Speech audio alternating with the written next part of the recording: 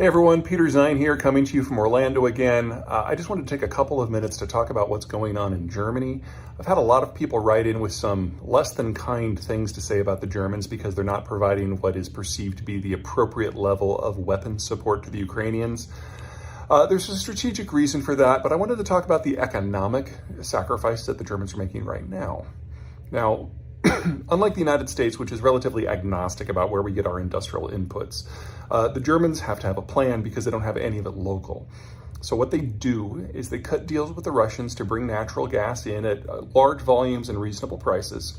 That provides not just the basis for their entire electricity sector, but also their entire manufacturing sector, because that natural gas is processed into petrochemical goods, which are then the basis of manufacturing. So if something happens to the natural gas flows, the entire German manufacturing model fails. Now, back on September 1, the Russians cut off supplies through the Nord Stream pipeline. Excuse me, getting over laryngitis. And told the Germans publicly that until you cease participating in the NATO coalition supporting Ukraine, and until you lift all sanctions, we're not turning this back on. This was 40% of their supply. And that meant that the Germans had to replace that 40% with marginal suppliers, and so natural gas prices in Germany have gone through the roof to the point that it's no longer economically viable to generate electricity or the petrochemicals that undergird the entire economic model. The Russians basically told the Germans, you can be modern and industrialized and neutral, or you can choose to be Western and lose everything. And the Germans went with option B. And now that Nord Stream has been blown up, there's no going back, even if we had a government shift in Germany and Russia today. So we are looking at nothing less than the complete collapse of the German manufacturing model in just the next year or two. So, could the Germans have done more with weapons? Maybe. But the sacrifice that they've chosen to make is higher than what anyone else who is supporting Ukraine has done. Now, with the bombings that we had a couple of days ago in Kiev, the German consulate got hit by one of those missiles. And the Germans sat up, noticed that real quick, and have already delivered air defense systems to the Ukrainians. So now that the damage is done economically and they know exactly what's in front of them and what's at stake, I think we're going to see a lot more of this moving forward. So Germany may very soon be not just the country that is sacrificing the most, but one of the countries that is also donating the most. Okay, that's it from me. Until next time. Hey everyone, Peter Zeihan here, coming to you from Alberta's Victoria Glacier. Behind me there, you can see the Death Trap. And below me is the Plain of Five Glaciers, because Canada is run by white people and white people are awful at naming things.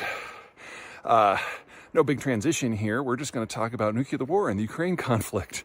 I've always been of the belief that nukes were not likely to be used in this conflict, despite the rhetoric that has been coming out of the Kremlin ever since the war started back in February.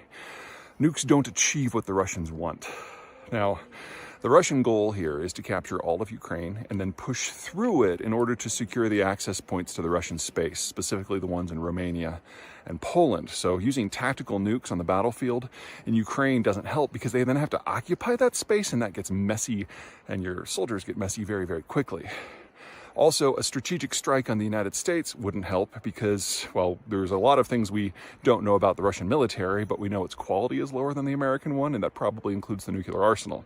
So even a single or limited strike on the United States would generate the end of the Russian system, and specifically the end of the entire Russian elite, Moscow, and personally Vladimir Putin. So that's never really been on the table either. That just leaves the question of using strategic nukes, city flatteners, in order to prevent Europeans from assisting the Ukrainians in the defense of their own country. And in that, that's always where the risk has been, in my opinion. So the Russians would go after the countries who, if they switched sides, either because they fell apart or because they were intimidated after losing a couple of cities, that would change the strategic balance in terms of weapon flows. And so that would be in order: Berlin, Warsaw, Stockholm, Paris, and then London.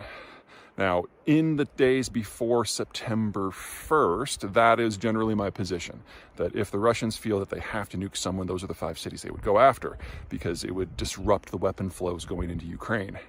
However, in the aftermath of the Kharkiv offensive, the Ukrainians have captured sufficient equipment and tanks and artillery to equip 15,000 people in an entire armored division.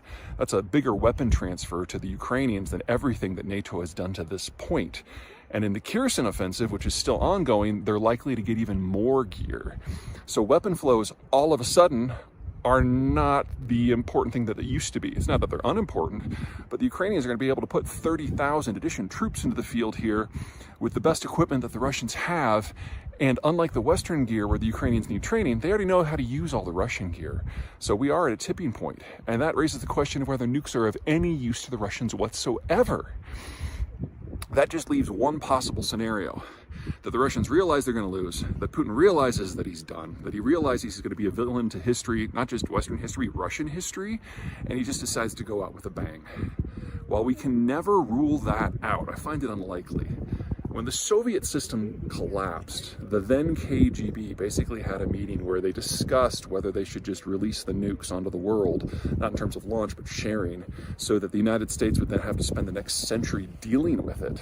They ultimately decided that even though they had lost, and that was sad for them, that they didn't want to be the end of the human condition, and so they kept the nukes bottled up as best they could. Putin was part of the organization that made that decision. So I find it unlikely at this point that he would go a different direction. The risk, and something that I'm sure the folks at the Defense Department are now stressing about a little bit, is we have seen how poorly maintained every aspect of the Russian military is. And it's an open question whether the Russian nuclear arsenal works. So in the worst case scenario, what happens if Putin hits the big red button, and we know it because we've been reading his email and listening to his phone calls, and nothing happens? What do you do when someone tries to kill tens of millions of people but fails? Now that's an interesting political question. I don't have an answer for you. Okay, that's it for me for now. Until next time.